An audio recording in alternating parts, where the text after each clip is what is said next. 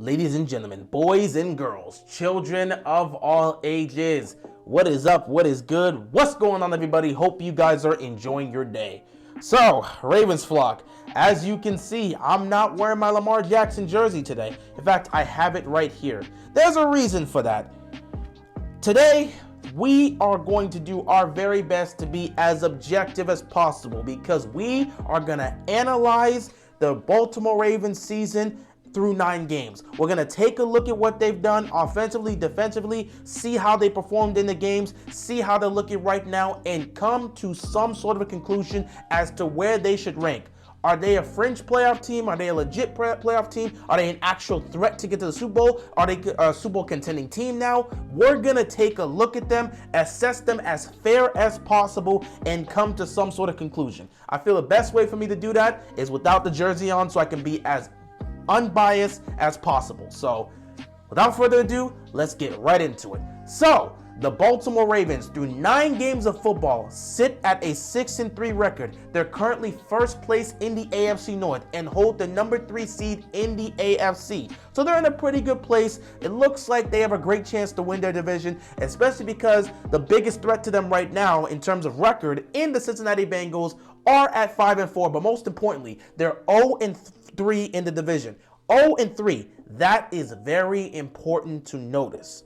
Keep that in mind. They're 0-3. They're a game behind us, but they are 0-3. And that could be the difference maker in what helps Baltimore win this division. So right now, the division's really in the hands of Baltimore. They're in a really great place, and they have a great chance to make the playoffs. But past making the playoffs, can this team legitimately go on a run? Well, let's talk about it. So, the Ravens this season, they've been quite the interesting team. They've done something that no one else this season has done. The Baltimore Ravens are the only football team this season through 9 games to lead by double digits in every single game this season. Not only that, but they've never trailed by 10 plus points. So they've never been down by double digits, yet they've led by double digits in every single game this season. Despite having a double-digit lead every game this season, they're a 6-3 football team, which is very weird to see. It's very weird to see, and it's very weird to say. Why? Because historically, teams that start the first 9 games by having a double-digit lead in every one of those games, they're 9-0. There's only one other team that is not undefeated, and they were 8-1. So historically, you're supposed to be an undefeated football team if you're leading by double-digit points in every single game. Yet here we are, 6-3. That's what makes this team so weird. And in each and every one of those games, there was a collapse. So there's been some highs this season and there's been some lows. The highs for the Ravens have been obviously in week 1, getting that victory against the Jets, beating the Cincinnati Bengals on Sunday Night Football, the 5 touchdown performance from Lamar Jackson against the Patriots, as well as the 3 turnovers that we got in the fourth quarter by our defense, and of course, the domination of the New Orleans Saints on Monday Night Football. There's been a lot of ups and downs. There's been some fun moments. There's been some great moments. There's been some dramatic moments. Yet here they are as a 6-3 football team because the 3 games that they had a command of, they blew. What are those 3 games? Well, the 3 games are the Miami Dolphins, the Buffalo Bills, and the New York Giants. The Miami Dolphins game was the one that was the most painful, and it kicked off a trend that the Ravens would follow for 2 more games. The Baltimore Ravens were up 21 points in the fourth quarter against the Miami Dolphins. They would proceed to give up 28 points in 12 minutes and lose that game. Against the Buffalo Bills, they had a 17-point lead in that game. They would proceed to not only give up that 17-point lead, but they would lose that game in the last-second field goal. Against the New York Giants, they were up by 10 points in the fourth quarter. They would proceed to give up 14 unanswered points, turn the ball over twice, and lose that football game. So we've seen every game this season, they've led by double-digit points. Every game this season, they've had a commanding lead. Every game this season, they've been dominating in time of possession. Through 3 quarters of football, Baltimore has been a top 3 offensive and defensive team. Through 3 quarters of football, they've been that. Through 3 quarters of football, Lamar Jackson has looked like the MVP this season. However, when you get to the fourth quarter, that's a problem. We've been one of the worst offensive and defensive units in the first quarter.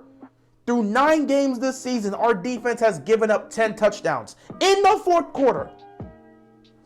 10 fourth quarter touchdowns given up through 9 games in a season. That's not a good look.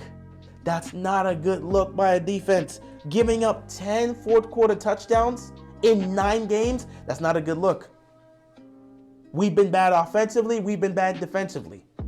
We've been one of the worst, if not the worst, fourth quarter football team. And because of that, we choked away 3 leads.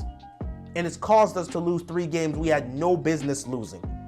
So when you actually take a look at those games themselves, you find something very interesting about it. When you look at the game against the Dolphins, the biggest factor into why they choked that lead away had to deal with a plethora of things.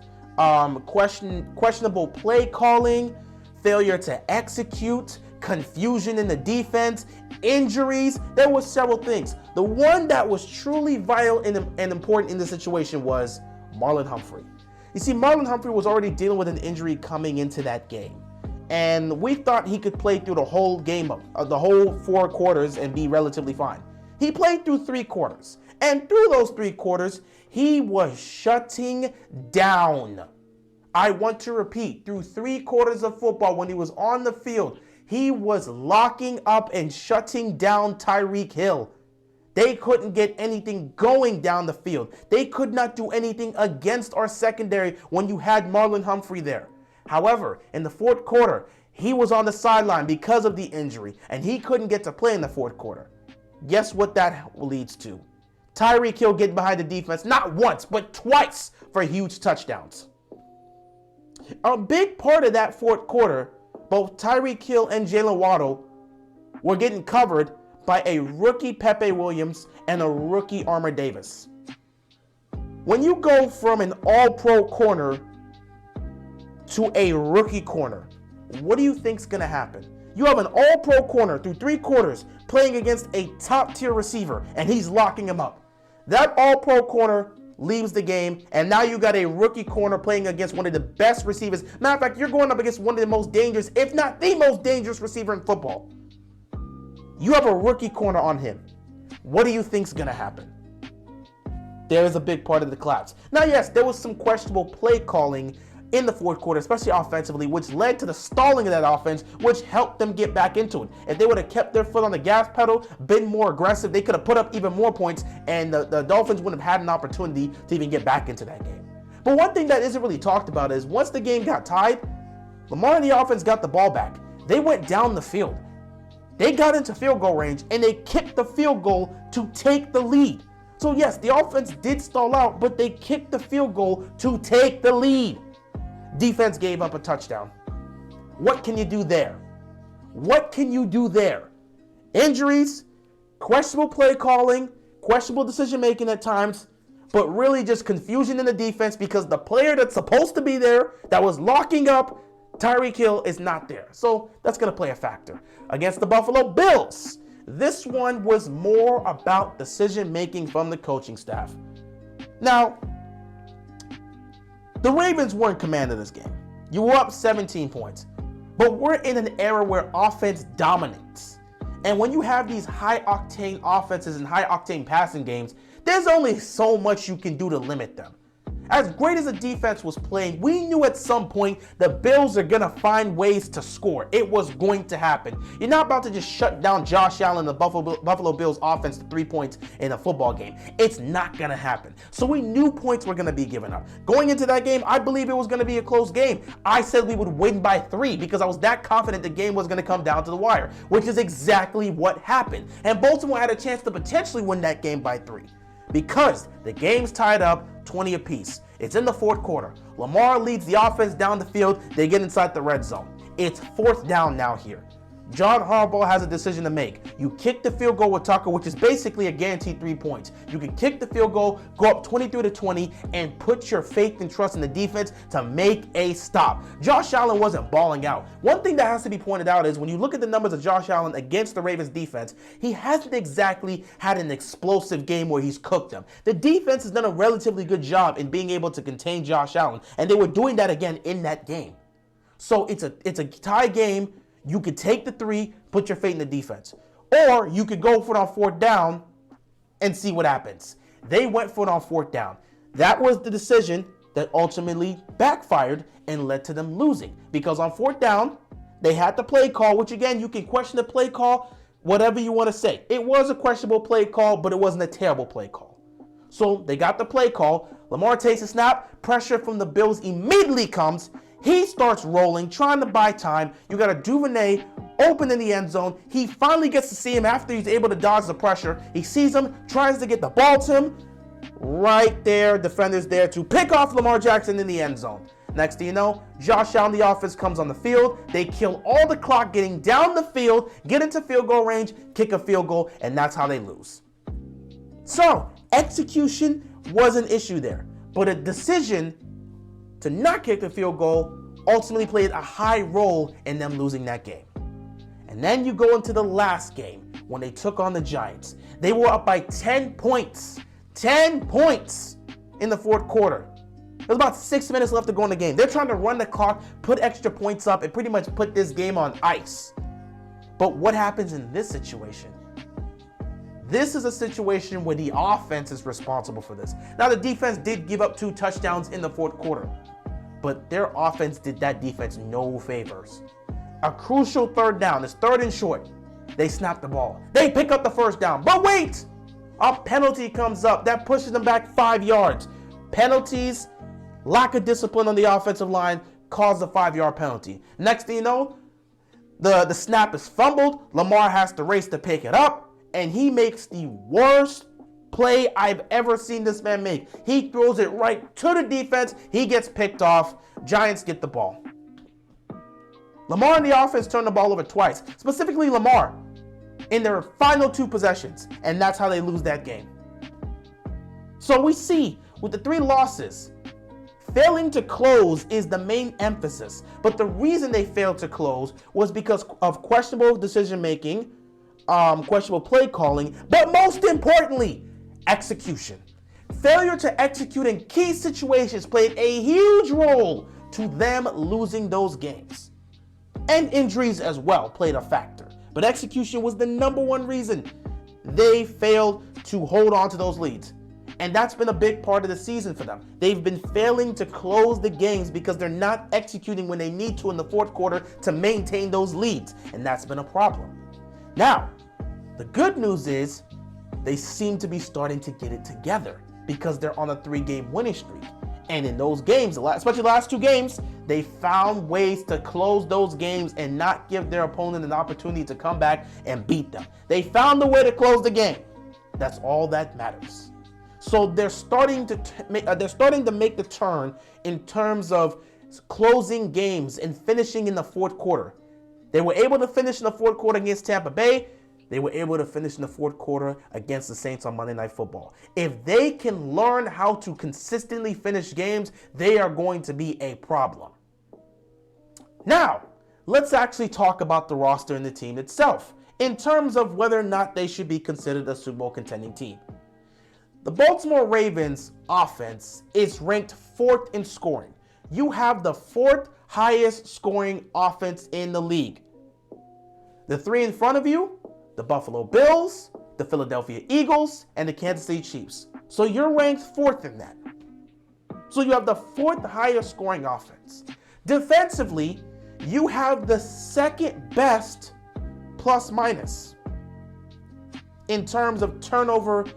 In terms of turnover difference, you have the 2nd best at a +7. You also have the 2nd most takeaways in the NFL. Of course, the Eagles being first, but you have the 2nd most takeaways in the NFL. So you have an offense that's 4th in scoring. You have a defense that's 2nd in turnovers. That's huge. That's huge. However you want to look at the team, that is huge. Defensively, from top to bottom, if you want to ask whether or not they're a Super Bowl contending team, from top to bottom, talent-wise, they are most certainly a contending team. Take a look at the defense. there's only one spot with any level of weakness, and that's slot corner. And the reason that spot it has a weakness is because Kyle Fuller got injured in week 1 and he was out for the season. But your secondary, you have arguably the most talented secondary in football. Now you could use some depth there, especially because of the injuries, but you have arguably the most talented secondary in the NFL.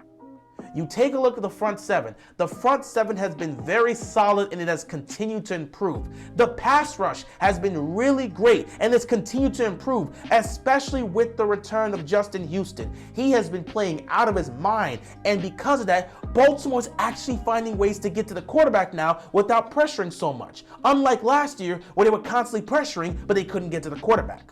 In fact, this isn't even the last year thing. The last 2 years, they've been sending so much pressure, but they've been failing to get to the quarterback. This year, they're not sending nearly the amount of pressures that they were in previous years, but they're still finding ways to get to the quarterback and create sacks. That is what you want to see from your defense. That is exactly what you want to see from your defense. So you have a front seven and a pass rush that's getting better and improving. You have arguably the most talented secondary in the NFL. And the only weakness that you may have had there in the linebacking core has dramatically improved. Why? Because you added Roquan Smith. Now, Patrick Queen had a bit of a tough start to the season, but he's been having a great season since those early hiccups. He's leading the team in tackles. He has been fantastic for the Ravens this season. He has improved every game, and he's playing at a high level. But you needed somebody to pair up with Patrick Queen.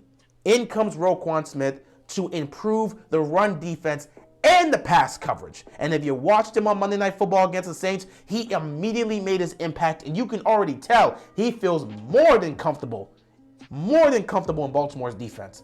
So that one aspect that was weak, you've improved. So the team's improved in their tackling. The team's improved in getting to the quarterback. They've improved in their run coverage. The pass coverage is getting better as the week goes on. So from top to bottom, in terms of performance over the last couple weeks, and in terms of roster talent, the defense has been one of the best in the league from top to bottom, especially talent-wise. So this is a Super Bowl talented defense, no question. You flip to the offense, and you'll see there are some issues there, but for the most part, it's really one glaring weakness. You have an MVP quarterback. Check, that's what you need. He can carry the team when they're not playing at their best, and when you give him the help, they can be dominant. You have an MVP quarterback. You have a running back room that is arguably the best running back room you've ever had under the Lamar Jackson era. Of course, right now, they're dealing with injuries, both offensively and defensively. They're dealing with injuries of guys that they're hopeful that will come back. Obviously, they expect them to be back, such as Gus Edwards, who will be, he didn't play, obviously, on Monday Night Football. He's going to be back, and he will be able to play against the Panthers. For J.K. Dobbins, he's going to be back in a couple weeks. Probably won't see him until December. Marcus Williams is expected to be back at some point in December. David Ojabo is most likely predicted to make his debut against the Panthers. So there were several players that are expected to come back in the next couple weeks. But when you take a look at that running room, when they're healthy, and they will get them all back together at some point this season, you'll have J.K. Dobbins, you'll have Gus Edwards, and you'll have Kenyon Drake. That's arguably the best running back room you've had in the Lamar Jackson era. And you'll have three guys that can help in both the run and in the pass game because they can get the checkdowns. Lamar has connections with all three of those guys. He's got chemistry with all three of those guys. It works out. Kenyon Drake is his favorite target to utilize in the pass game. He'll check the ball down to him, and Kenyon Drake has been effective in that. So you've got a running back room that is brimming with talent, especially when they're healthy. You look at the tight end room. You have arguably the best tight end in football. It's between him and Kelsey. Between Mark Andrews and Travis Kelsey. So you have one of the best two tight ends in football. And then you have this rookie tight end who's having an amazing season. He's being impactful. He's taken the role and stepped up while Mark Andrews been out. And he has been effective. So now you may potentially have a great tight end duo. So you got a great running back room, and you may have a great tight end duo. And of course, Charlie Kolar, he's expected to play at some point this season, and we don't know what he can bring to the table. So the potential in that could dramatically, not even dramatically, but can also add to the tight end room. So you may end up having the most dominant or most talented tight end room in football. So you have a talented running back core and a talented tight end room. Then you look at the offensive line. And the offensive line is the best offensive line the Ravens have had since 2019. A dramatic improvement from what they've had over the last 2 years.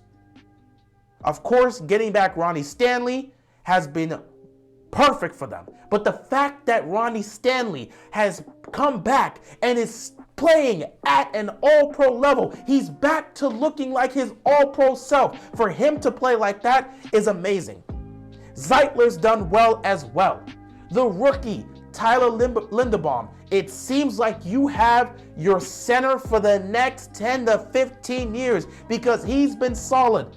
Morgan Moses has also done well. So you're looking at the offensive line, they've just gotten better and better in run blocking and pass protecting as the weeks go on. And we expect them to continue to improve as the weeks go on as well. It's not perfect.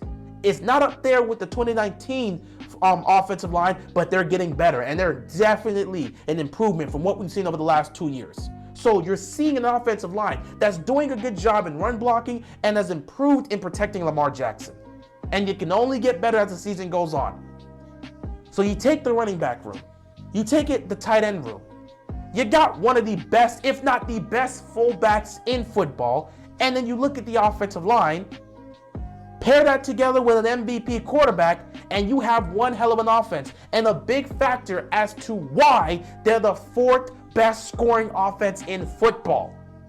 However, when you look at the highs, you also have to talk about the lows. And if there's anything that is lacking in the Ravens, it would be the wide receiver core. Now, we have talked about the receivers to absolute death. It has been the constant talk and discussion for all of Ravens flock, especially on Ravens Twitter, because the receiving room is not up to the standards the Ravens flock wants. The receiving room is easily the weakest aspect of this squad. When you look at the receiving room, you see that the number one receiver in Rashad Bateman is out for the season. So a guy that was supposed to take that role that Hollywood was filling and expand that, he's now gone for the season.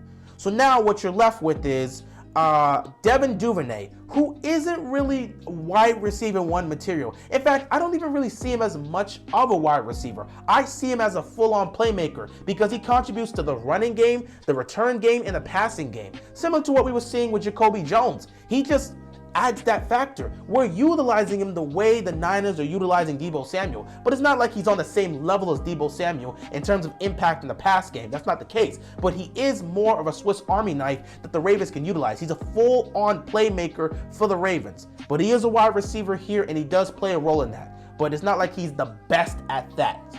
So you have him to lean on. You have a James Prochet, who again, I've said James Prochet is just a body. He's not much of a guy on this team because they don't even utilize him. They don't treat him like he's a guy. There'll be games where they throw him out there when they don't have a choice, but they don't treat him like he's a guy. They treat him like he's a body. So you're not seeing much from James Prochet, but he's here. You have a Tylan Wallace who, again, he's between a guy and a body. The Ravens don't know if they really want to utilize this guy or not. Sometimes they put him in the game, sometimes they don't. So he's between a body and a guy. So you have him, and he's shown you virtually nothing since he's been on this team. You haven't seen much from James Prochet either, but that's your receiving room. They elevated Benjamin Victor for this game to add to that. Not much you're going to expect to see there. It's not like he's another name that's popping out, like he's been incredibly effective. And then you see they added Andy Isabella, who has yet to step foot on the field. And last but not least, how can I forget? They signed 36-year-old Deshaun Jackson. So, that's pretty much your receiving room.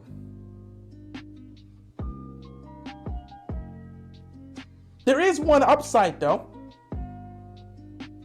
You do have a Demarcus Robinson, who seems like he could be a vital weapon for the Ravens. But there are days where he doesn't get involved. There are days where the Ravens choose not to involve him. And there are days that they choose to involve him and he's highly effective. I don't know where to rank him. Because I don't know if I can put him in that room with like James Prochet and Tylan Wallace. He's better than that. But I don't know what to say about Demarcus Robinson. So that's why I didn't include him with those other names, because I think he could be the X factor in the passing game just because they actually seem like they utilize him, and Lamar seems to have somewhat of a good connection with them. Unfortunately, they were not able to connect on Monday Night Football. And Demarcus Robinson, he is used to being able to make plays that are, on the run. If it's not plays where it's just the normal play and then the play collapses and breaks down, he's used to that because Patrick Mahomes does the same thing too. When the play breaks down, you have to have a receiver that can get open in some situations. Demarcus Robinson can do that. He's one of the few people that can actually do that on this offense because he's already has the experience with it. So he's not really paired up with the James Prochet and Tylan Wallace. He finds ways to get open, but there are times where Lamar is able to get on the ball, and there's times where they don't look towards his direction, and there's times where Lamar misses him. So I don't know what to make of him. I think he could really be a productive guy here, and at times he's been that productive guy. They've gotten him the ball. They've looked to get him involved sometimes, but I just don't know. He's the wild part to me. The more involved he gets, the better I think this wide receiving room looks, but I don't know. But that's your receiving core. Talent-wise, this is one of the worst receiving cores in the NFL.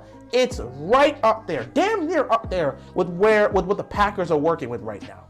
And because of this receiving room, a lot of people believe that the Ravens won't be able to go the distance because of such a weak room. We've talked about this. Yet, for time and time and time again, we're seeing around the league, receivers can make a difference for a quarterback. We saw what Stephon Diggs did for Josh Allen. We're seeing right now what a Jalen Hurts is thriving with. And A.J. Brown, he's thriving with an A.J. Brown. We're seeing what an A.J. Brown can do for a Jalen Hurts. He's in the MVP conversation. A lot of that has to deal with that. Hell, for the love of God, we're seeing what a Tyreek Hill can do for Tua. These top-tier receivers can make a difference.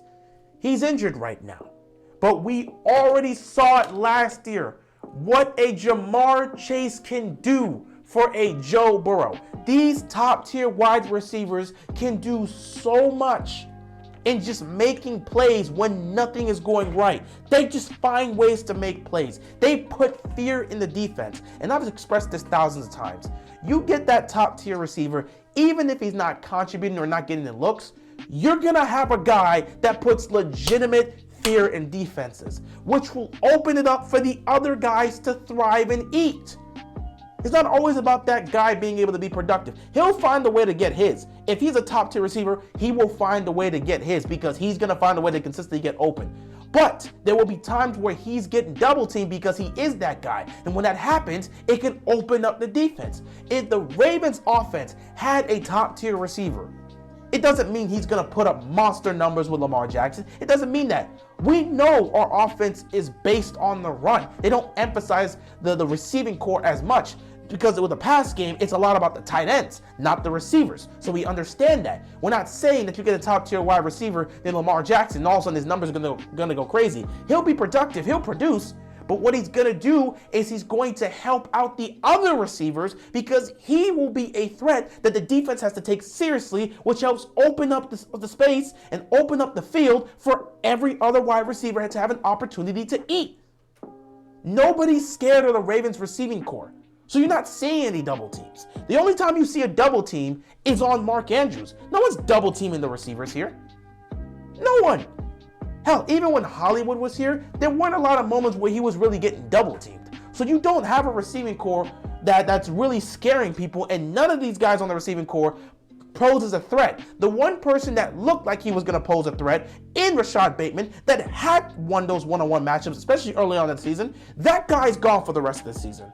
So yes, when you look at the receiving core, that's easily the weakest part of the team. And that's a vital part too, because if you have no receivers to throw to, what are you going to do? And that's a big part of why people believe Baltimore's not going to be able to get it done in the playoffs, because they don't have the receiving core to really get the passing game going. And if Lamar doesn't have the guys that can consistently beat guys one-on-one, it's going to be difficult. With a receiving core like this, Lamar has to be perfect. And that's what makes it very, very difficult to look at. Man. So, when you look at the talent offensively, they have the talent to compete. But they also have a glaring weakness. And that weakness could be the end for them. But overall, when you look at the team, roster-wise, you can say the team is a Super Bowl contending team. No question. Based on this roster, they're a Super Bowl contending team.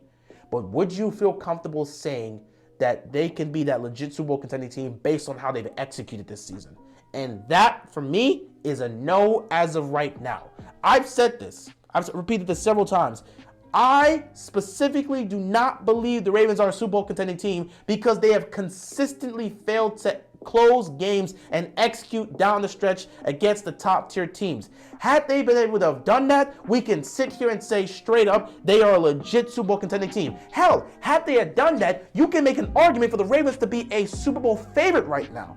But because they failed to close those games on 3 separate occasions, despite the fact that they had a 21-point lead in one game, a 17-point lead in the other game, and a 10-point lead in the fourth quarter in that third loss, when you look at that, it's going to hurt. Despite having those leads, you blew it 3 times. So because of that, I personally cannot sit back and say, hey, they are a legitimate Super Bowl contending team. They have the roster to compete. No question. I want to be very clear with this. The Ravens have the roster to compete for a championship. They have the roster to be able to go out there and win a Super Bowl. You could say they have a Super Bowl contending roster. You could say that. But in terms of executing and how they perform down the stretch, especially against the top tier teams, it's very difficult to say that. The Ravens have shown that they can dominate a game. They can go toe-to-toe with the very best in this league. And at times, they can overwhelm the very best in this league. But it's not going to matter if you cannot finish those games. And for me, until the Ravens can consistently show that they can finish football games, I cannot sit back and say they're a Super Bowl contending team. However, there has been some positives though. If you look at the last couple weeks, the Ravens have started to finish games. Yeah, they're against teams that probably aren't really seen as great, but they're starting to finish games. Not only that, the team is getting healthier. So you got a football team that if you look at the roster right now, they would be considered legitimate Super Bowl contender right now, no question. They'll be up there with the Bills and Chiefs in terms of contention. You could sit back and say that based on the roster.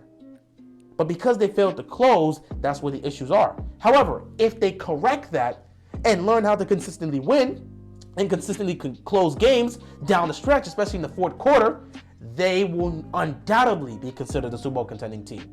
Right now, they're starting to tread in that direction. I said that they were a playoff team. Now I think they're becoming more of a threat that you actually have to take notice of. Because beforehand, they were a team that looked like they can get to the playoffs, but they weren't going to really scare you. Now they're starting to look like a threat that could pose some troubles for any team. This team's good enough to compete with any team in the NFL and win that game. But until they show they can consistently do that, it's tough to trust them. Because in the playoffs, it's about consistency. You're going to have to consistently find ways to win games to continue to advance. You can't be good one week and then the next week be awful. If you're awful that next week, you could be heading home, and that's your season done right there. Consistency matters in this league. And if you want to go on a run, you have to be consistent. So Baltimore has to continue to improve on that. And they're heading in the right direction. That's why they're on this 3-game winning streak. Coming out of the bye week, if they can consistently find ways to win and close these games, and if they dominate their opponents, by the end of the season, we will be sitting here saying they are 100% Super Bowl contending team. And we might even sit back and say they should be considered one of the lead favorites to get to the Super Bowl. But I'm sorry, excuse me about that. Man. I bit my tongue when that happened. I'm talking way too fast. Hope I'm not bleeding because that just straight up came out. Oh, man. I don't think I'm bleeding, but yeah, I'm just into it right now. But yeah, at the end of the season, we can sit back and say they are one of the legitimate Super Bowl contending teams. No question. So, with that being said, where would I rank the Ravens right now? It's an interesting statement. It's a very interesting statement. I've already gone over how they performed in this game. They're the only team in the league right now that is led by double digits in every single game. They've also never trailed by double digits. We've also pointed out how they've had 3 major collapses against top-tier teams in the fourth quarter. We've also pointed out that roster-wise, they are a legitimate Super Bowl contending team because the only weakness you could see on the Ravens is the receiving position and the slot corner position. So when you put all that together and you assess the fact that the Ravens are treading in the right direction, and you also factor in the guys that they're going to get back. Coming out of the bye week, Gus Edwards is expected to be back. Mark Andrews is expected to be back. There's a good chance David Ojabo plays and has his Ravens debut against the Panthers. At some point, J.K. Dobbins is going to come back. At some point, Marcus Williams is going to come back. When you get all those guys back on your defense, that's going on both your offense and your defense. You get your weapons back, and you get another a guy that was having an amazing year for you and one of the best safeties in the game. You get that back, it's only going to bolster this team even more. So they have the talent to compete, and they're starting to become more consistent. I've already said they've advanced from being a playoff team to a threat that you actually have to consider. They're heading towards being a legitimate Super Bowl contending team where it's like, I trust in them to go into the playoffs and win consistently. They're a threat right now, but can you say you trust the Ravens based on how they've played through the first 9 games? I don't think you can say you completely trust them to consistently win. They'll win a playoff game or 2, but do you consistently trust them? Do you trust them to consistently go on the road and win, and then go on the road again and win to get to the Super Bowl? Because you have to do this consistently. They're a threat. No doubt they are a legitimate threat. But would you say they're a Super Bowl contending team to the point where it's like, I believe this team can go on a run? Not I believe this team can be a threat and actually take you down. Do you believe the Ravens can go on a run? I think they're heading in that right direction. And here's the best part. I've said this before. You don't have to be a Super Bowl contending team halfway through the season. You don't have to be seen as that. It's week 9. Matter of fact, we're heading into week 10 now. So you don't have to be a Super Bowl contending team in week 10. What you want to be is a Super Bowl contending team at the end of the season. Players talk about it all the time. Former players always talk about it. You want to head into the playoffs hot. If you're heading into the playoffs hot on a winning streak, that will help you. You don't want to enter the playoffs cold. If you head into the playoffs hot, everyone's focused, everyone's engaged, and it can help you go on a run. So as long as you're that team that's stacking wins at the end of the season and you head into the playoffs hot, you will be considered a Super Bowl contending team.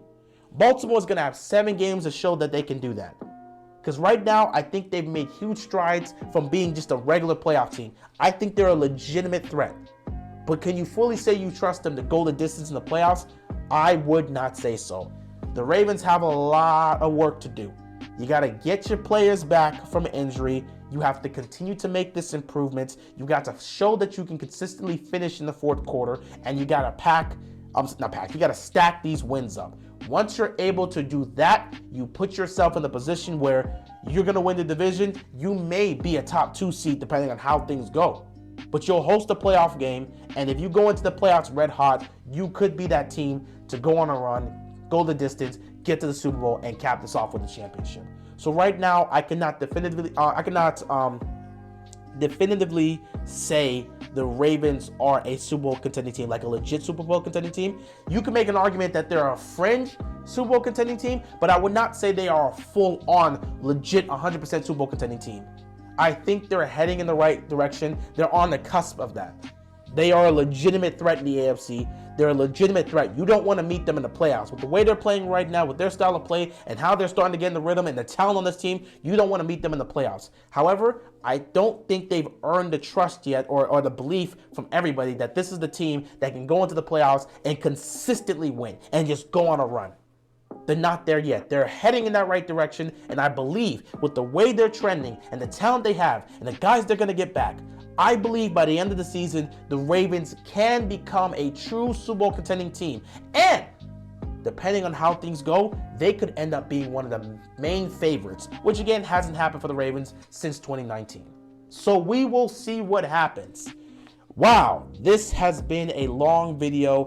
It's been a long discussion. I just wanted to talk about how the Ravens have been through 9 games of football. I wanted to talk about the team as a whole, because if you talk about Lamar Jackson, we can talk about his performance on its own. He's having a great year. He had that home month where he wasn't playing well. He spent the first 3 to 4 weeks of the season playing fantastic football, and then he had like another 3 to 4 weeks where he wasn't playing well, but now he's starting to get back on track. However you want to look at it, that might be another video to assess how Lamar's season's going personally, but overall, I wanted to discuss the team, how they performed through the 9 games, how they've looked, the positives, the negatives. I wanted to take a look at the roster and just talk about the talent they have on the roster, and just speak on the good and bad, and overall give my assessment. So in terms of ranking, I put them as a I think you could sit back and they're easily a top 10 team. I think you can make an argument that they're a top 5 team too. In the NFL, you can make the argument, but it's going to be very difficult because you have to look at the Bills, you got to look at the Chiefs, you got to look at the Eagles. The Vikings technically got to get some of their flowers depending on how you want to see it. Maybe they won't be considered top 5 because, people still don't trust in Kirk Cousins, however you want to look at it, or maybe the roster isn't nearly as talented as the other rosters we talked about, like the Eagles, like the Bills. However you want to look at it, however you want to look at it. But I think the Ravens, you can make a legitimate argument they rank in the top 5. You can make that argument. Or better yet, if you want, put them at 6 and say they're at the cusp of being in the top 5. And saying if you're in the top 5, you're a Super Bowl contending team. So, the Chiefs, the Bills, they're in the top 5, obviously. The Eagles in the top 5. They're seen as legitimate Super Bowl contending teams.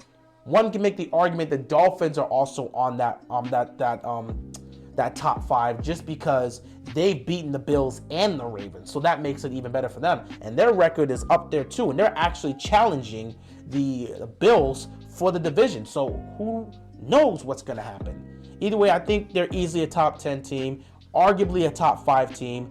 They're a legitimate threat, and they're heading in the right direction towards being not only a legitimate Super Bowl contending team, but a potential Super Bowl favorite heading into the playoffs. But it's up to the Ravens. They control their destiny. These last 7 games are crucial for them. They have to finish these games. You got to win. You got to dominate. You got to find a way to consistently score and finish in the 4th quarter, and you got to get healthy. Once all that happens, the Ravens at the end of the season can be a Super Bowl contending team, and I believe they will if they're able to if they're able to keep the momentum they have, get healthy, and just dominate down the stretch. But we will have to see. Anyway, guys, this has been a long video. Oh my God, this has been a long video. It could have been longer because I probably would have talked about Lamar Jackson for like another 10 minutes, but I'm not going to do that here. I wanted to assess the team as a whole, be fair in terms of how things have happened, and just assess it there. We'll probably talk about any potential changes or movements or things or issues that may need to be addressed in terms of, issues with execution and the play calling. We could talk about all of that in a separate video. I just wanted to assess the Ravens ranking in terms of what they are through 9 games of football. Anyway, I appreciate you guys. Thanks for watching, everybody. Man, this has been a long video. With that being said, that is all I've got, and I'm out of here, man. Peace!